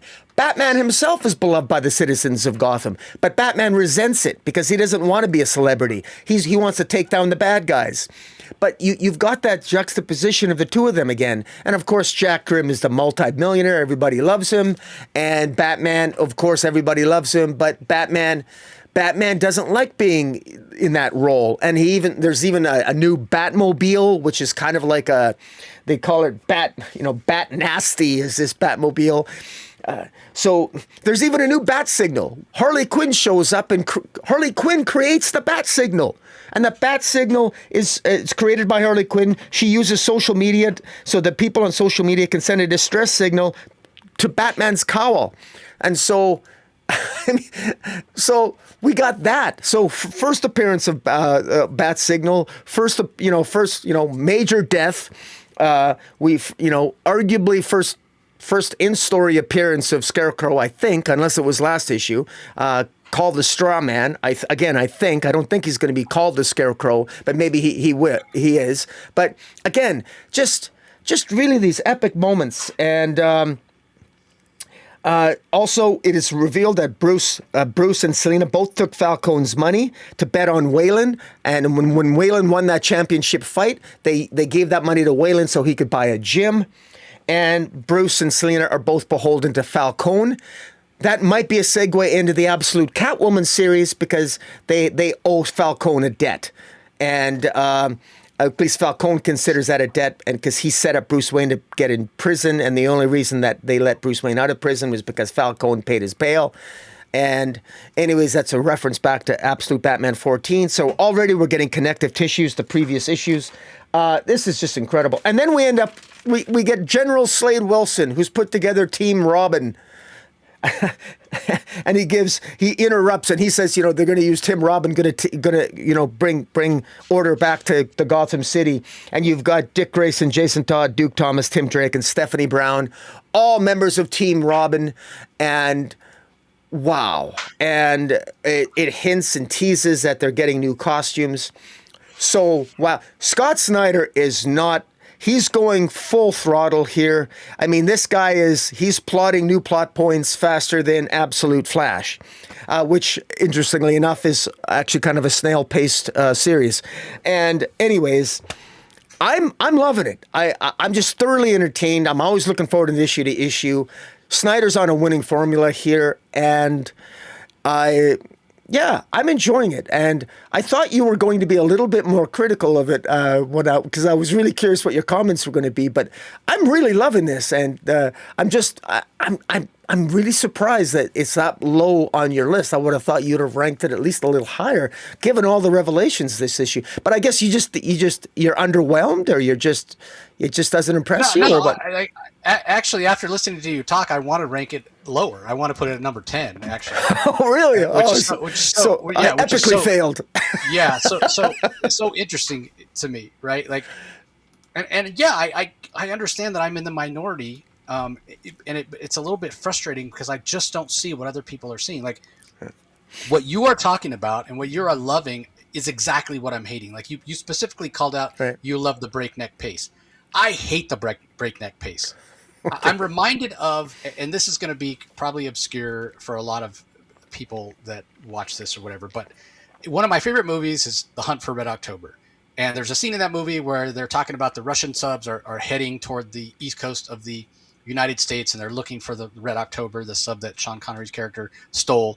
But the subs that are searching for him are coming, and the ships that are coming after him are going so fast, and that they're pinging away with their active sonar. And the line is, they're going so fast they could run over my teenage daughter's stereo blasting at full volume, and they wouldn't even hear it because they're going so fast. That's what Scott Snyder is doing. He's going so fast. We just talked about in not Absolute Wonder Woman, but the regular Wonder Woman title, the Wonder War, how Tom King is going so fast, and we're not getting things fleshed out. I feel like Absolute Batman is that dialed up to 11. Everything happened so fast. There's so much crammed in here, as you said, that we don't get the context for it. I don't feel a connection to Absolute Batman in terms of relatability, in terms of caring about the character. He kind of comes across as a petulant child. I get that he's young. I get that he's angry, whatever. And so he's very much a different type of character, but I'm not invested in the character because I've never gotten a chance to become invested, because it's always, hey, really monstrous villain. Hey, here's another really monstrous villain. Hey, here's a great visual. Hey, here's another new character reveal. And it just comes one thing after the other, after the other, after the other. I don't have a chance to catch my breath. And again, maybe in today's attention-starved, deprived society, that's what people want. It's not what I want out of a comic. Like, I just need a chance to catch my breath and a chance to understand these characters and understand the motivations and have some relatability instead of just one thing after the other, after the other, after the other. And partly maybe because I'm so plugged in to comics. So some of the things that when I finally get a chance to read the issue, I kind of already know what's coming. So, that might factor in, and that's on me. I could choose not to, but but I can't because of what I do. You know what I mean? Like you mentioned at the end the Robins and their hints of a new costume to come. It's not that it's new costumes for them. They're going to be driving giant mechs. It's not costumes. They're not getting costumes. They're getting giant mechs to battle against Batman. So yeah, again, and Scott Snyder himself even was trying to keep that under wraps. And even I think he bumps up against it in a way that he never has before as a creator because of what Absolute Batman is, because there's so many shock value moments and really cool things or whatever. But you know, he has talked about the challenge of keeping these things a secret, which they really can't, right? Because 2 months ahead of time, or at least 6 weeks I didn't know that. time, I don't think I knew that. If I knew that, I'd forgotten it. But well, about the final order, his point being the final order cutoff comes, and we have to reveal some of these things to the retailers so that the retailers know how many copies they want to order. So specifically when it comes to the cover for issue 20 of Absolute Batman, where they were trying to keep, you know, all of this under wraps. And then they were like, okay, we're finally going to notify everybody. It was last Tuesday or last Wednesday there. And then it even leaked a day before that. So then they put out the cover, because the cover of 20 does show a giant mech with the Robin R on it. And so you kind of lose the ability to get the full weight of these things if you're plugged in, right? And it goes into this issue, like this issue 19. You know, we talk sometimes, and I really want to emphasize to everybody that we don't do it to do some kind of clout chasing thing or whatever. It's mostly just out of a love of comics when we read ahead, but we'll mention, hey, you know, we already have like the first 3 issues of Firestorm available, and I've already gone and read them because I'm so excited or whatever. So Absolute Batman, their DC publicity is purposely holding it back. And we didn't get Absolute Batman until just a couple days ago as of recording this, whereas we had every other issue that comes out this week like a month ago. But Absolute Batman, they're holding back because, again, DC is trying to prevent the leaks that eventually, you know, that inevitably happen, to try to preserve some of the reading experience for fans. And I'm 100% for that. But it just puts us in a weird position, right? Like we're reviewing this and trying to give our opinions from the fan perspective. But I can't separate the fan in me from the behind the scenes guy, right? I'm very reluctant to call myself a journalist. I don't want that title or whatever. But yeah, I do talk to creators all the time. I do talk to, you know, editors and other people in the industry and what have you. And I am privy to, you know, information, ahead of the news cycle and whatever, for, you know, the ability to get articles ready and coverage ready ahead of time to drop it on the day they want and whatever. So I lose some of that, what I get as a fan. And don't get me wrong, I wouldn't trade it, because I feel like the trade-off is worth it. And I need to do things this way in order to share the information and to share the opinions and to share the reviews and share my love of comics and get people excited and wanting to read comics or whatever. But again, maybe part of the reason, and I so want to understand what it is about Absolute Batman that other people get so excited about that it doesn't land for me. And it's interesting because Rocky and I, in a way, are in sort of the same position, but also not. He's not anywhere near as plugged in. And I don't think wants to be, unless I'm mistaken, Rocky. No, you're right. Yeah, but I am, and so is that what it is, that I'm just not getting the surprises that other people are getting? Again, I don't think that has anything to do with the pacing, but again, that is also a little bit subjective, right? Like, I just personally would rather we take our time and have things come a little bit slower, but that goes for all storytelling. You know, I'm a guy that wants all the details and whatever, and it drives my wife crazy actually sometimes, like when I'm telling a story and I'll detour in the story and add in all these details or whatever, or vice versa, when she's telling me a story and I keep interrupting her to ask for details, and she's like, why are you stopping? Like, that doesn't matter. I'm like, yeah, but I want to, like, I want to know, I want to know all the details. Like, I give it all to me, as opposed to just giving me the broad strokes. And so, you know, maybe that's it. So I don't know. Maybe I'll do that video about what your top 10 things that, or top 5 things that are Absolute Batman's killing it on. It would hard to do only top 5 things, because Absolute Batman's doing a lot more than 5 things. I would I would just say to you, you know, I think you and I, because we read a lot of comics, and I know you read even more than I do. I think every now and then we need to just, it's okay. It's okay not to like a comic.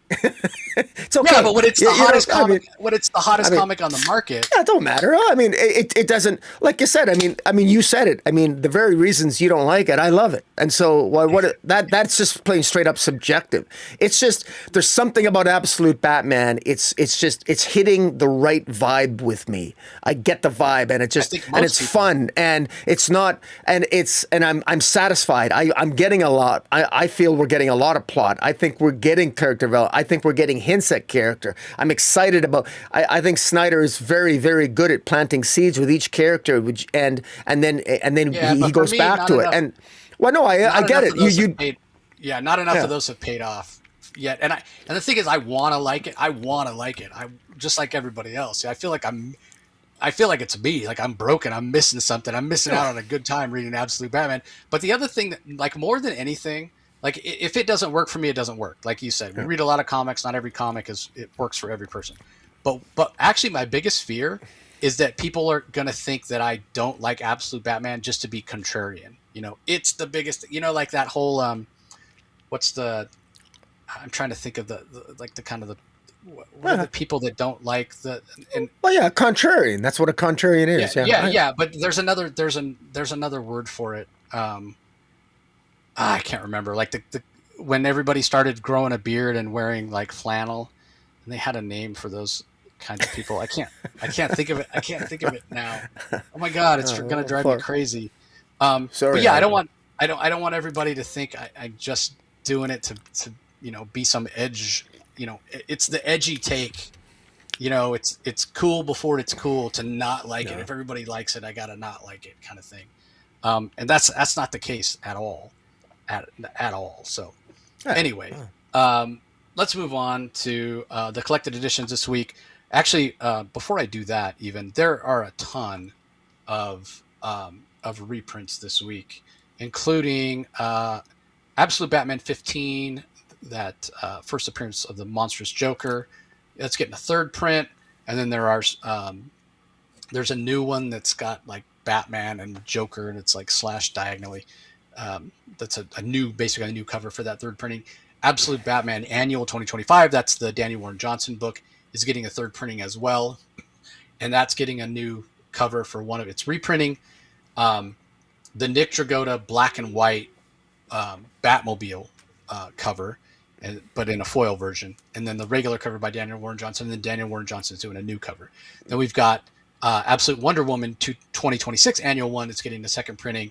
And then one of its second printings is also getting a new cover from Hayden Sherman that's black and white. Superman Day is coming up. We have a facsimile edition for Action Comics #1. We have a facsimile edition for Action Comics number 252, which is the first appearance of Supergirl.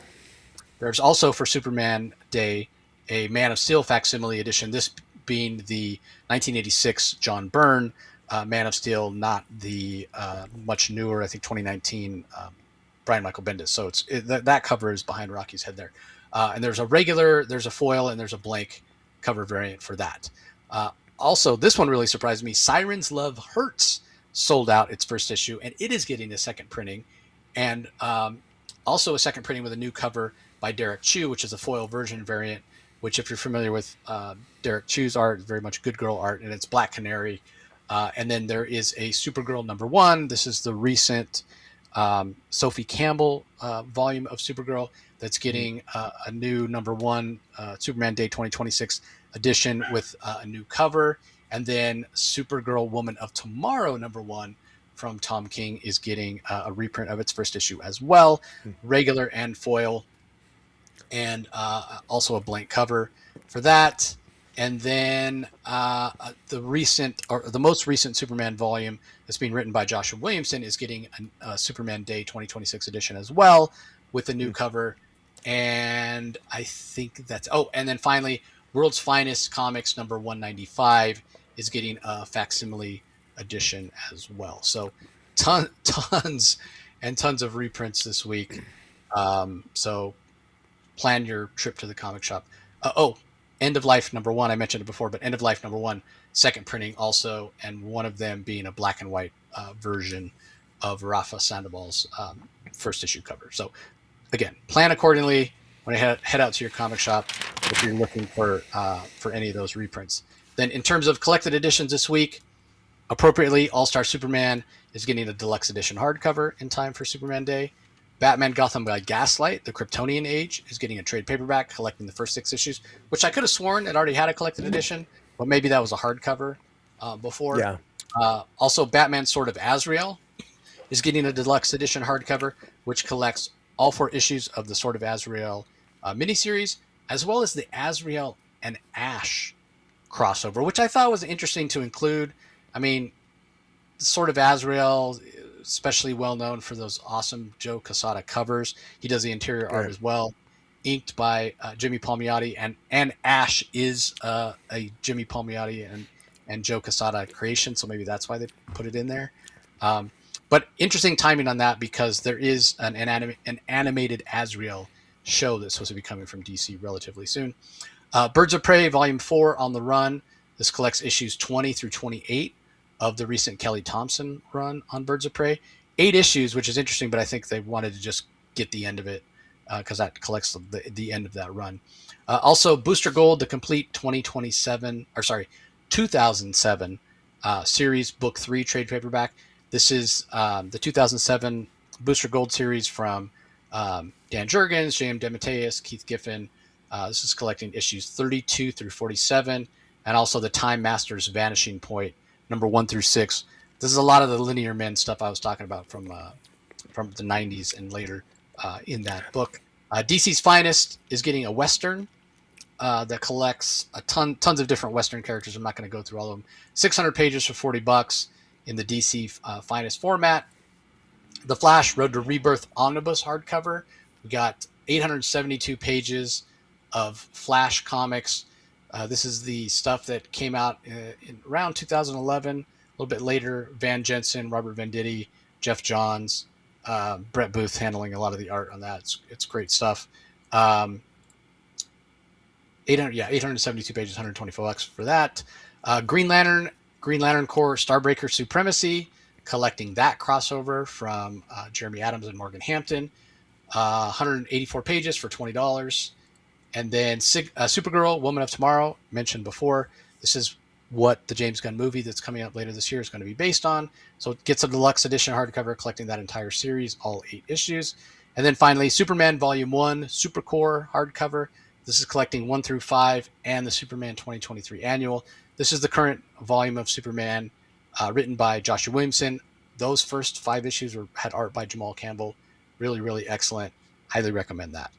So a lot of collected editions this week, a lot of variant covers, a lot of reprints.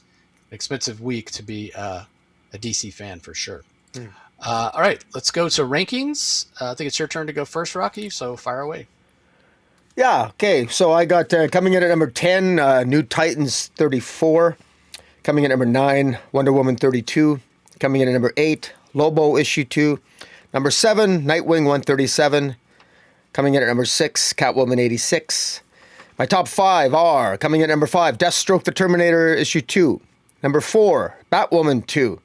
Number 3, I put Superman Unlimited number 12. I love what Dan Slott's doing.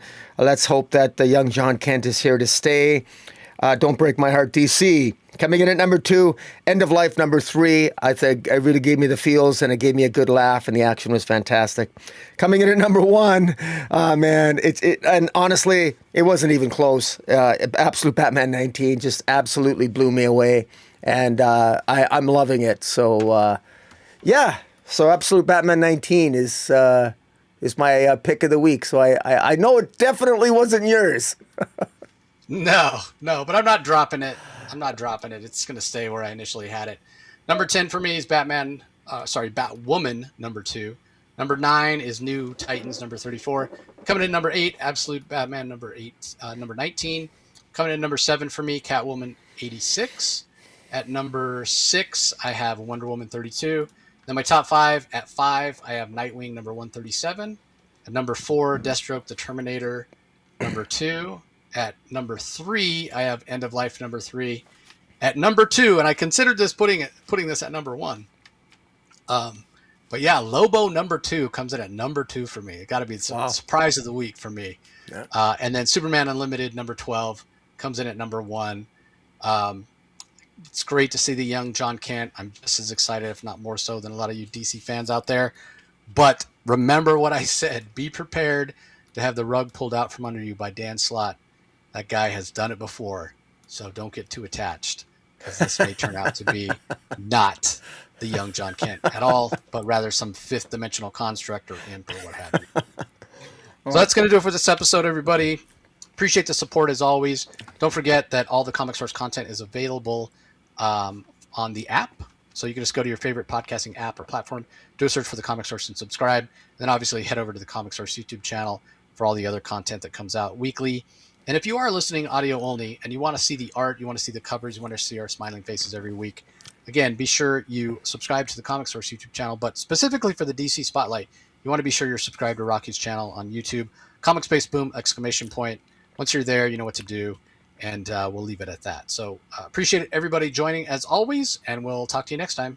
Catch you later.